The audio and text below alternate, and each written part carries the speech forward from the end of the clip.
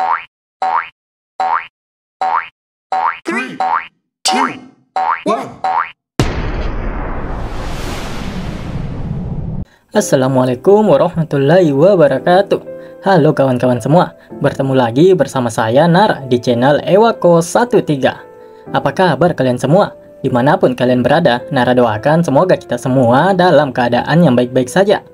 Baiklah kawan-kawan, tanpa berlama-lama lagi, mari kita lanjutkan ceritanya.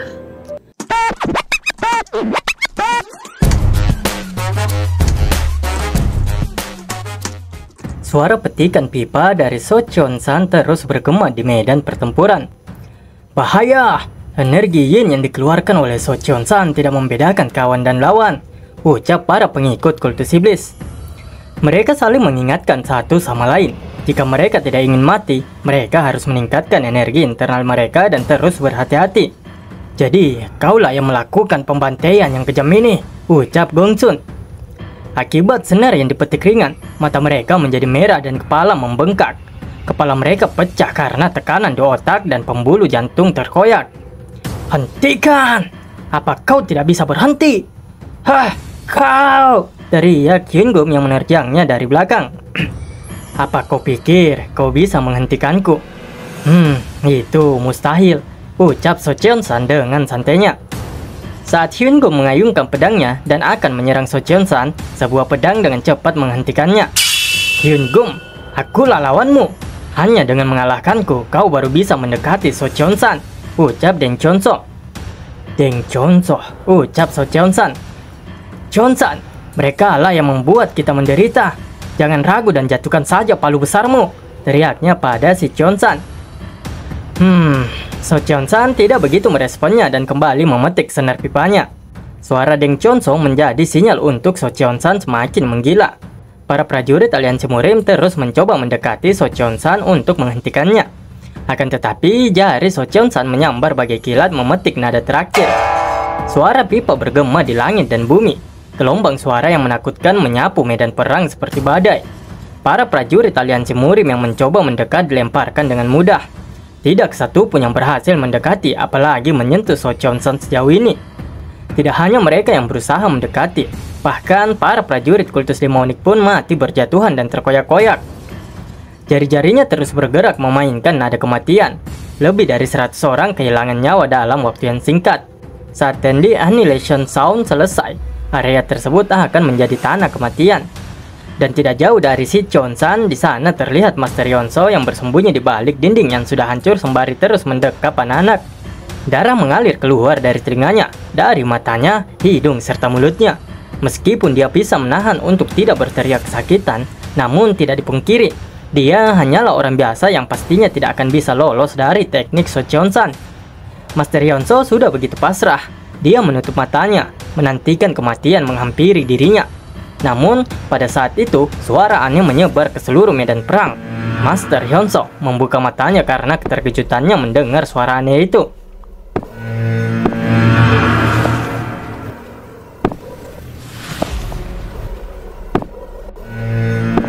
Akhirnya, sang murid sekaligus anak kesayangan tiba di medan pertempuran ini. Damho terus melangkah perlahan memasuki medan perang. Para prajurit yang baku hantam pun kini menghentikan baku hantam mereka. Mereka merinding ngeri melihat dan mendengar suara yang berasal dari Damho. Suara yang sangat aneh itu bahkan membuat mereka lupa betapa ganasnya suara yang dihasilkan dari teknik mematikan So Cheon-san. Suara tidak menyenangkan apa ini, ucap mereka. Dan pastinya yang paling terkejut saat ini adalah Master Yonso dan juga Hyun-gum yang tidak hanya terkejut, tapi seperti tidak menyukai kehadiran Damho. Apa ini? Ucap Deng Chonso yang juga dibuat tidak tenang karena kehadiran dari Damho. Suara satu kaki yang menginjak tanah dan kaki satunya yang menggores lantai menusuk gendang telinga setiap orang. Bahkan So Cheon-san juga dibuat begitu terkejut dan sangat tidak nyaman dengan kehadiran Damho. Pupil matanya menjadi sedikit berkabut. So Cheon-san mencoba menahan ketidaknyamanannya itu sambil mencoba untuk memetik paksa senar terakhir. Pada saat So Cheon-san hendak memetik senarnya, suara langkah kaki Damho terdengar semakin keras. So Cheon-san tidak bisa menahan tekanan dari langkah kaki Damho. Dia bahkan mengerang kesakitan. senar yang akan dia petik. Senar yang diregangkan dengan erat itu putus bersamaan dengan jeritan yang dikeluarkan dari mulut So Cheon-san. So Cheon-san benar-benar tidak menyangka senar atau benangnya akan terputus. Itu adalah benang yang dibuat dengan memelintir benang sutra paling keras di dunia. Ini adalah benda berharga yang tidak akan rusak meski dipetik puluhan ribu kali.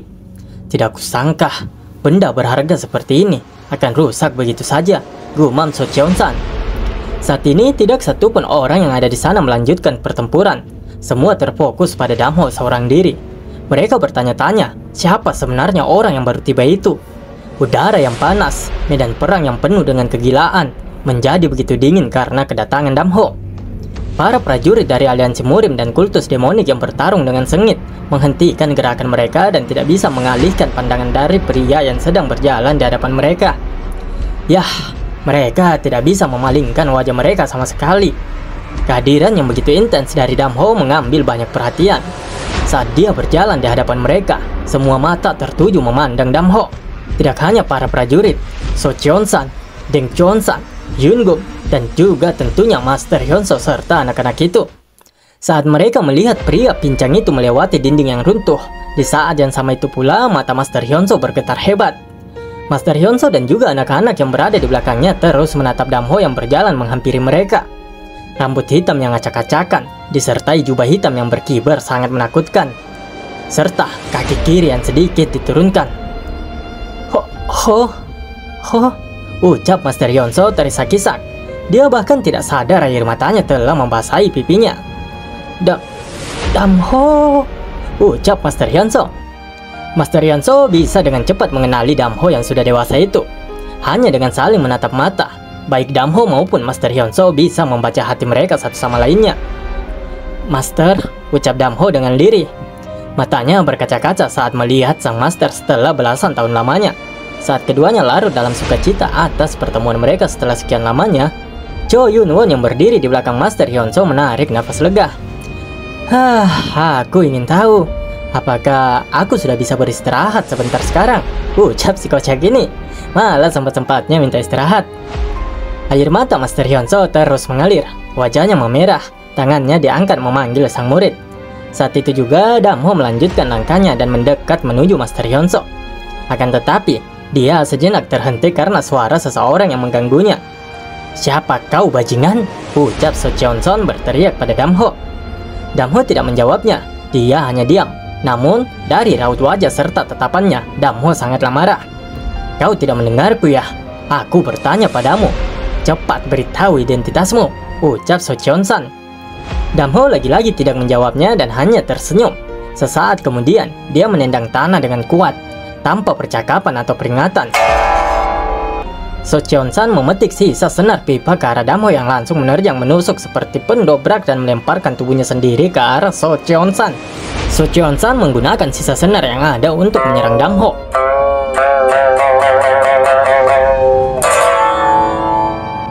Gelombang suara yang menakutkan menyelimuti Damho. Dadanya terguncang dan jantungnya bergetar hebat. Darah mengalir keluar dari mulutnya. Namun, sorot mata Damho yang tajam tidak pernah surut.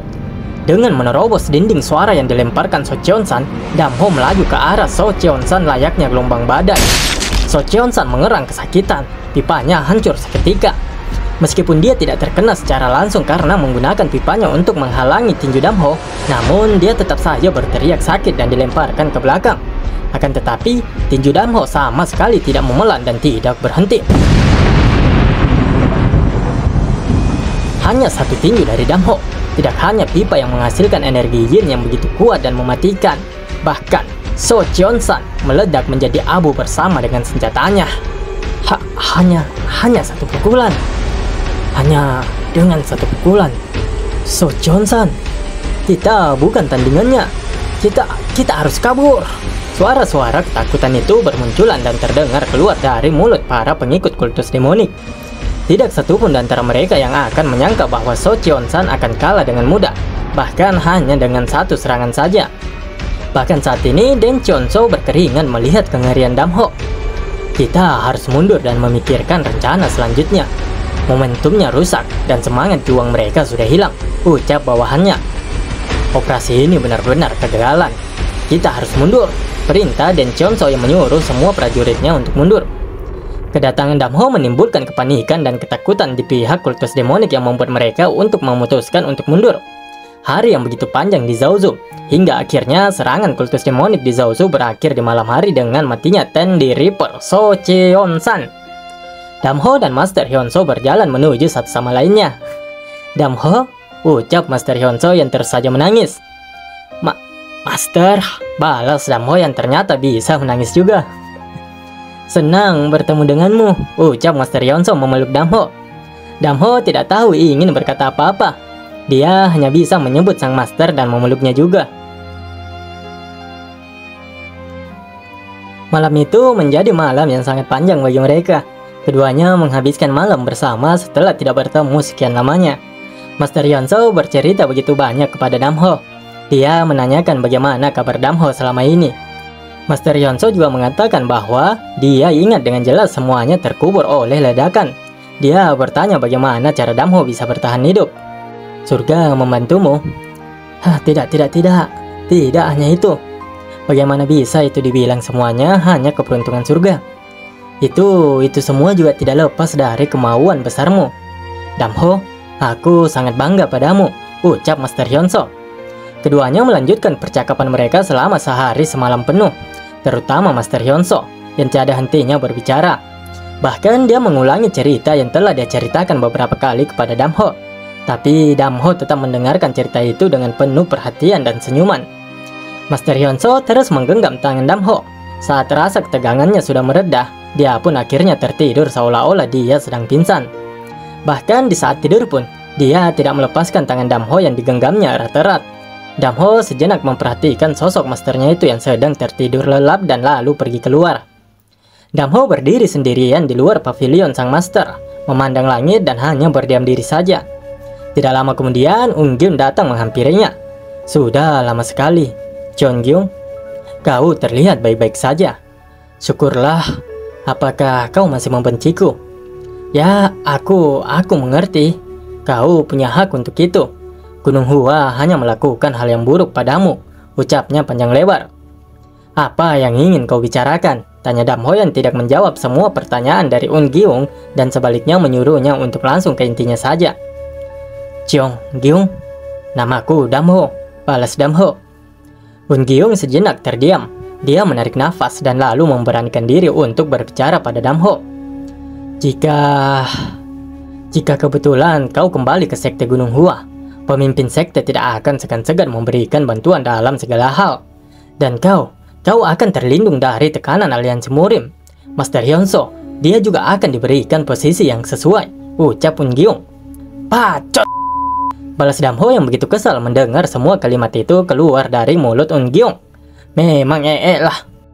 Kamu melakukan sesuatu yang tidak berguna, Unggyung," ucap Hyungum yang bertiba. "Kakak," balas Unggyung tidak menyangka Hyungum juga datang ke tempat ini. "Beraninya kau. Bahkan kau tidak menyapa ketika bertemu dengan sesepuh sekte yang dihormati," ucap Hyungum pada Damho. Damho hanya diam dan tidak menanggapi ucapan berdebah itu. Sebaliknya matanya menjadi tajam menatap ke arahnya. Kenapa kau melihatku dengan mata seperti itu?" ucap Hyungum yang kesal karena merasa tidak dihormati oleh Damho. Bukannya melunak, Damho malah semakin dingin. Matanya menjadi semakin dalam dan tajam memelototi sosok pria di hadapannya. "Berani sekali kau memelototi sesepuh yang dihormati. Aku tidak tahu bagaimana mastermu mengajarimu," ucap Hyungum si Ada apa dengan masterku?" balas Damho dengan suara yang berat. Tinjunya dikepalkan, energinya mengalir ke tinju itu. "Yah, pecahkan pala dia, Damho," teriak nara emosi. "Bocah ini," balas Hyungum. "Master tidak ada hubungannya dengan Nini. Jangan libatkan master ke dalam rasa rendah dirimu itu," ucap Damho. "Rasa rendah diri?" balasnya. "Benar kan?" balas Damho lagi. Kedua orang itu saling berhadapan dan bertatapan. Yang pastinya tidak satupun di antara mereka yang akan mengalah. "Sepertinya karena kau memperoleh sedikit kekuatan, kau menjadi buta. Berani sekali kau mengabaikan sesepuh sekte yang dihormati." Sesepuh tai ayam, muak nara lihat NPC kayak gini. Kalau tadi dia murni villain, oke lah. Lah ini kalau bukan karena Damho, paling juga dia sudah mati kena cincang atau meledak. Sorry. Di mana sesepuh sekte yang dihormati di sini? Karena dia sudah tua. Memangnya dia perlu dihormati tanpa syarat hanya karena dia pernah berada di tempat yang sama? Balas Damho dengan safeknya. Apa kau berencana untuk menyangkal tatanan dunia? Tanya Hyungum. Jika itu tatanan dunia, aku akan menyangkalnya. Balas Damho tanpa ada rasa takut sedikit pun. Hyungum bergumam kalau Damho merupakan orang yang tidak akan pernah menundukkan kepalanya atau menuruti tatanan yang ada. Seorang pria seperti orang bodoh yang telanjang bulat berbicara omong kosong tanpa mengetahui ketinggian langit. Entah kau menyangkalnya atau tidak, fakta bahwa sekte Gunung Hua adalah dasar tempatmu tidaklah berubah. Jangan lupa bahwa mastermu, Hyunso, adalah tetua dari sekte Gunung Hua, ucapnya yang mengancam Damho dengan segala cara busuknya. Itu sebabnya aku sangat menoleransi hal ini, balas Damho. Pada dasarnya, Damho juga sangat ingin menghajar Hyungum. Akan tetapi dia tidak ingin menyakiti hati sang master. Meskipun Master Hyunso sendiri sudah memutuskan untuk keluar dari Gunung Hua, hanya saja tekanan dan paksaan dari Hyungum yang membuatnya tidak berkutik. Namun itu berbeda dengan Damho. Hyungum sejenak terdiam mendengar ucapan Damho itu. Beraninya kau, balasnya yang sudah begitu marah terhadap Damho. Damho hanya meliriknya dengan mata yang tajam.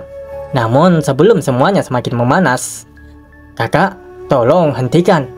Para pemimpin sekte sedang menunggu, ucap Eun-gyung yang akhirnya Hyungum hanya bisa menahan amarahnya. Nara heran ya orang, malah dia yang merasa tersakiti dan juga dirugikan. Eun-gyung mengatakan bahwa dalam persiapan menghadapi invasi kultus demonik, banyak pemimpin sekte mengusulkan tindakan balasan. Hyungum juga mengetahui hal itu. Kemunculan Damho menyebabkan keributan besar di aliansi Murim, terutama di kalangan pejuang di Zaozu. Topik pembicaraannya tidak diragukan lagi adalah Damho. Yah, begitulah, kekuatan Damho sungguh sangat mengejutkan semua orang. Bahkan mulai timbul pembicaraan pro kontra antara para prajurit aliansi Murim. Mereka bertanya-tanya, apakah Damho akan terus tinggal di pavilion itu? Prajurit lainnya mengatakan jika itu mungkin saja karena masternya juga ada di sana. Hah? Ini mengkhawatirkan. Mungkin cabang Zaozu akan jatuh ke tangannya daripada kultus demonik. Apa maksudmu? Tanya prajurit lainnya. Bukankah aliansi Murim menetapkan dia sebagai musuh publik dunia bela diri? Keluarga Namgong juga menderita kerugian karena ulahnya. Ini pasti akan menjadi masalah, ucap prajurit itu. Jika ada yang begitu tidak menyukai kehadiran Damho dan membencinya bahkan buta akan fakta, ada juga yang begitu bersyukur dengan hadirnya Damho. Tetap saja, Fisdemon lah yang telah menyelamatkan cabang Zaozu. Jika bukan karena dia, kita semua pasti sudah mati dibunuh oleh So Cheon-san, ucapnya membela Damho. Namun lagi dan lagi dibantah oleh orang satunya. Jangan anggap enteng kebanggaan keluarga bergengsi aliansi Murim. Mereka tidak pernah melupakan dendam sekecil apapun. Tak peduli seberapa banyak mereka diselamatkan oleh Fisdemon, mereka akan mencoba membalas dendamnya entah bagaimana caranya, ucapnya yang begitu ngotot. Sementara itu kita diperlihatkan Dr. Ryun yang so imut ini di depan Master Hyunso. Hihihi, siapa wanita ini? Tanya Master Hyunso. Saya Jong Ryun, saya kesini ditemani Damho, jawab Dr. Ryun. Hah? Ditemani oleh Damho?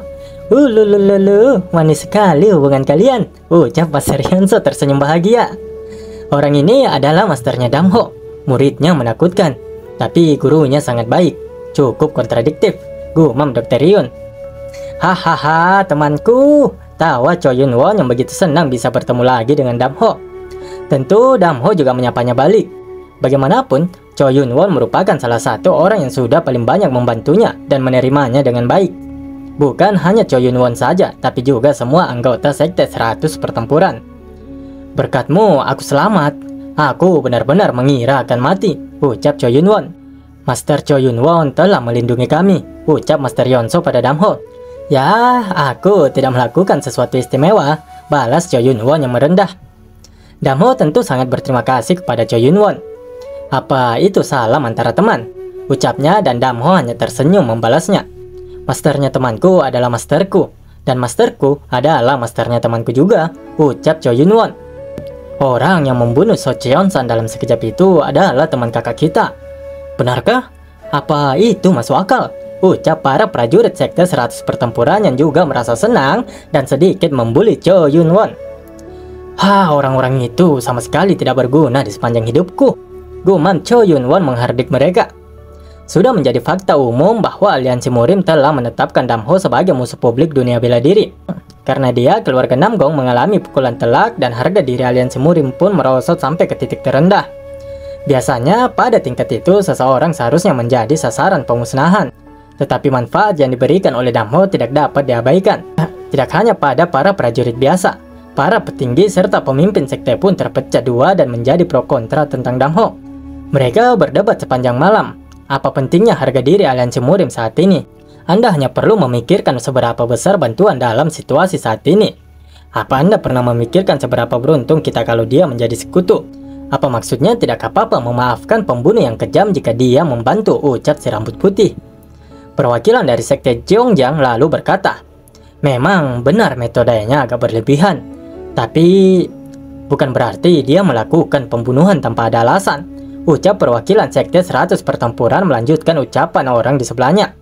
Mohon maaf, soalnya dua ini yang Nara tahu asal sektenya, sementara yang lain tidak ada keterangannya bahkan di chapter sebelumnya. Lihatlah metode kejam dan kegigihannya itu, ucap si baju hitam. Menurut Anda, memangnya orang seperti itu akan berterima kasih kepada kita karena telah dibebaskan dari musuh publik Murim, ucap orang lainnya lagi. Lalu apa? Apa yang kalian inginkan? Kau adalah musuh publik dunia bela diri. Jadi, terimalah kematianmu di sini secara sukarela. Apa kalian ingin mengatakan hal seperti itu di depannya? Hayo, coba saja dan lihat bagaimana reaksinya, ucap orang lainnya yang membela Damho dan menantang semua petinggi yang ada di sana untuk mengatakan hal tersebut secara langsung kepada Damho. Suasana rapat malam itu semakin memanas. Dua kubu saling bersikeras dengan pendapat mereka masing-masing. Beberapa bahkan melihat ini sungguh menyedihkan. Sudah terlambat untuk memperjuangkan pencabutan status musuh publik sekarang, karena akan melukai harga diri kalian, gumam Hyungbom yang juga berharap bahwa Damho tetap akan menjadi musuh publik seni bela diri. Seiring berjalannya waktu, pihak yang berpendapat bahwa Damho harus dibebaskan dari musuh publik mulai mendapat keuntungan. Dan akhirnya masyarakat memutuskan untuk melepaskan Damho dari jeratan menjadi musuh publik bagi Murim. Mereka lalu menugaskan pemimpin cabang Zaozu untuk menyampaikannya secara langsung kepada Damho hasil pertemuan mereka malam ini. Tidak lama kemudian, Gongsun mendatangi Damho dan mengatakan bahwa status Damho telah dicabut dari musuh publik Murim. Dia juga menyampaikan bahwa aliansi sangat menghargai kontribusi pahlawan Damho dan membuat keputusan seperti itu. Jadi, kuharap kau terus berjuang melawan kultus demonik, ucap Gongsun. Kenapa aku harus melawan kultus demonik? Tanya Damho. Apa? Balas Gongsun yang terkejut mendengar balasan Damho. Menggunakan iblis untuk melawan iblis. Aku tidak keberatan jika terus menjadi musuh publik Murim, ucap Damho dengan tegas menolak permintaan aliansi Murim. Apa yang kau? Namun sebelum Gongsun menyelesaikan ucapannya, Damho kembali melanjutkan perkataannya. Jadi jangan pernah berpikir untuk memanfaatkanku. Jika kalian ingin memanfaatkanku, pertaruhkan nyawa kalian, ucap Damho menegaskan keputusannya. Kaget tentu si Gongsun itu mendengar jawaban Damho. Dia marah namun tidak berani melakukan apapun. Lalu tibalah Heso yang menyuruh Gongsun untuk mundur dan dia yang akan berbicara dengan Damho. Gongsun bertanya apakah Heso bersedia melakukannya. Jangan terlalu memaksanya. Dia adalah seseorang yang sangat rajin, ucap Heso, entah kepada Gongsun ataupun kepada Damho.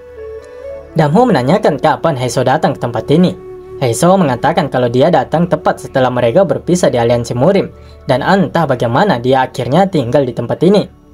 Heso juga tidak lupa mengucapkan selamat kepada Damho karena dia telah bertemu kembali dengan masternya. Dia mengatakan kalau dia pernah bertemu dengan sang master sekali dan menilainya sebagai orang yang sangat baik. Beliau adalah orang yang baik, balas Damho. Heso menanyakan apa rencana Damho saat ini, dan Damho mengatakan bahwa dia akan meninggalkan tempat ini sesegera mungkin. Apa kamu akan pergi ke Gunung Hua? Tanya Heso. Ekspresi Damho langsung menjadi marah. Dia benar-benar menyimpan dendam dan amarah yang teramat besar terhadap sekte Gunung Hua. Dia mengatakan bahwa dia tidak akan kembali ke sana. Dia akan pergi kemana saja, ke tempat di mana masternya bisa beristirahat. Kita selesai dengan perkara yang ada di Zaozu. Dan mari kita kunjungi Bang Jinbo di Gunung Huang, tempat benteng kaisar, markas utama Grand Forest terletak. Nah, bagus sih kalau misalnya Damho ajak masternya ke tempat ini. Selain pemimpinnya yang baik dan sayang anak, tempatnya juga termasuk nyaman dan indah. Kita diperlihatkan Jinbo yang sedang berlatih seni bela diri. Dia begitu rajin berlatih untuk mendalami dan mempraktekkan teknik Five Element Gentleman yang diturunkan oleh Hwang Gyung-moon. Untuk menangani energi Five Element, diperlukan manipulasi kekuatan spiritual yang sangat halus. Sangatlah penting untuk memiliki sifat yang peka terhadap energi dan tidak melewatkan perubahan sekecil apapun. Dan semua aspek-aspek tersebut sangat cocok dengan Bang Jinbo. Saat dia memasak, dia secara alami mengasah indera halusnya, mencoba merasakan energi Five Element dan mencapai harmoni. Sudah kuduga. Seni bela diri itu sulit, ucap Jinbo mengusap keringatnya karena kelelahan. Damgaryong menyemangati Jinbo dengan mengatakan bahwa Jinbo sudah bekerja keras. Dia selalu menemani dan menyemangati Jinbo saat latihan. Sepertinya suasana hatimu sedang bagus, ucap Damgaryong. Hehehe, Nona, saya harus bekerja keras agar bisa berguna saat saya bertemu kakak nanti, balas Jinbo. Berita tentang kakak, apa kamu tidak penasaran? Tanya Damgaryong. Jinbo mengatakan kalau sebenarnya dia penasaran, namun tidak memiliki kekhawatiran. Damgaryong menanyakan alasannya. Kakak menepati janji apapun yang dibuatnya. Karena dia bilang dia akan kembali, makanya saya tidak khawatir tentang itu. Tapi apa? Tanya Damgaryong penasaran. Jinbo mengatakan kalau dia merasa perlu meningkatkan kemampuannya dengan cepat, agar sang kakak tidak kecewa saat mereka bertemu nanti. Damgaryong menyuruhnya untuk tidak khawatir karena dia sudah melakukan yang terbaik. Dia mengatakan kalau kakak mereka pasti akan sangat terkejut jika dia melihat Jinbo sekarang. Jinbo tertawa dan tentu saja berterima kasih atas semua dukungan yang diberikan Damgaryong padanya. Tidak seperti Grand Forest, dunia berubah secara suram. Perang dengan kultus demonik bukanlah sesuatu yang hanya terjadi di Zaozu. Konflik besar dan kecil terjadi di seluruh dataran tengah dan dunia sedang jatuh ke dalam kuali kekacauan. Perang besar antara aliansi Murim dan kultus demonik menelan banyak sekte dan pejuang seperti rawa tanpa dasar. Itu adalah masa kekacauan. Perang tidak menunjukkan tanda-tanda akan berakhir dan sedang dalam jalur ekspansi. Dan pusatnya adalah Zaozu seperti yang kita ketahui. Den Chonso yang sebelumnya menarik semua pasukan kultus demonik dari Zaozu, kini terlihat berdiri menatap Zaozu. Tidak kusangka kau mati, Johnson. Fish Demon, aku pasti akan membunuhmu, ucap Den Chonso. Terlihat pula sudah ada begitu banyak pasukan yang berada di belakangnya. Den Chonso lalu dikejutkan oleh seseorang yang memanggilnya dari belakang. Praktisi Demonic Heaven. Bagaimana ahli strategi pemimpin sekte bisa datang ke sini? Bukankah sebaiknya Anda tetap di markas utama? Tanya Den Chonso. Ini adalah perintah pemimpin sekte, ucap pria itu. Dia mengatakan kepada Den Chonso bahwa pemimpin kultus tidak ingin pertarungan di Zaozu ini berlarut-larut tanpa akhir. Saya menjadi malu. Mari serang segera setelah semangat para prajurit meningkat dan potong leher para bajingan itu, ucap Den Chonso. Ahli strategi itu menanyakan apakah Fish Demon ada di dalam Zaozu dan diiakan oleh Den Chonso. Fish Demon, kau cukup merepotkan. Tak kusangka dia mampu membunuh Kaisar Heavenly Poison dan juga Tenli Reaper, ucap si ahli strategi itu. Den Chonso begitu terkejut. Dia tidak menyangka bahwa Kaisar Racun Surgawi juga mati di tangan Damho. Sekarang semuanya sudah jelas. Fish Demon sudah tentu merupakan musuh dari kultus kita. Jika kita tidak bisa membunuhnya, kultus kita tidak akan memiliki masa depan. Kita harus menghabisi Fish Demon sesegera mungkin dan mengambil alih Zaozu, ucap ahli strategi pemimpin kultus demonik itu. Dan ya, ada begitu banyak prajurit kultus demonik yang kini menatap Zaozu dan bersiap untuk memperporak-perandakannya sekali lagi. Lalu, apakah kawan-kawan semua penasaran? Wahaha, sama ya. Akan tetapi, sayangnya kawan-kawan, soalnya kita tidak akan bisa melihat pertempuran aliansi Murim dan juga kultus demonik dalam waktu dekat ini. Soalnya, chapter ini merupakan chapter terakhir. Ya, sang pengarang mengatakan bahwa masih ada satu chapter lagi. Namun sayangnya, manhwa ini sudah hiatus selama sebulan lebih. Ya, memang sering sih hiatus manhwa ini kawan-kawan. Ya begitulah, namun Nara harap setelah chapternya dilanjutkan dan ada season 2-nya, semoga artnya diperbaiki ya, biar lebih keren lah kan. Baiklah kawan-kawan, cukup sekian basa-basinya. Nara ucapkan terima kasih banyak kepada kawan-kawan semua yang sudah mensupport Nara dari awal. Terima kasih banyak Nara ucapkan. Terima kasih atas setiap dukungan dan juga semangat kalian. Terima kasih sudah singgah mendengar Nara bercerita, baik itu yang sudah subscribe maupun yang hanya sekedar menjadi penikmat cerita. Ya, kalaupun itu dinikmati. Terima kasih atas like juga komentar-komentar kawan-kawan semua yang memberikan semangat, doa, serta kritikan serta masukan yang membangun. Nara bisa sebaik ini meskipun sebenarnya tidak baik-baik amat sih. Ya, itu juga berkat kawan-kawan semua. Saya Nara, sampai jumpa di cerita lainnya. Ewako 13 tunggu bentar. Nanti Nara buatkan video untuk cerita apa yang bakal kita nikmati ke depannya. Ya, Nara masih ada Nara ada 3 calon lah ini. Ya, semoga lah kawan-kawan semua juga suka. Wassalamualaikum warahmatullahi wabarakatuh.